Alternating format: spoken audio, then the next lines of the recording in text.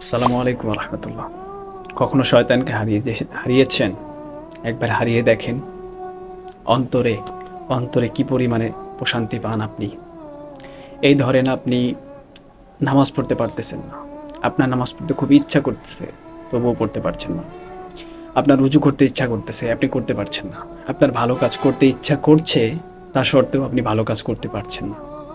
এই সব কিছুই একটা শয়তানের ওয়াসওয়াসা, শয়তানের ধোঁকা। তাই একবার নামাজটা পড়েই দেখেন, একবার ভালো কাজটা করেই দেখেন। উজু করেন, দেখবেন অন্তরে একটা প্রশান্তি পাবেন। অন্তরে একটা এমন প্রশান্তি পাবেন, এত শান্তি লাগবে যেটা আপনি দুনিয়ায় কোটি টাকা দিয়েও কিনতে পারবেন না। সুবহানাল্লাহ।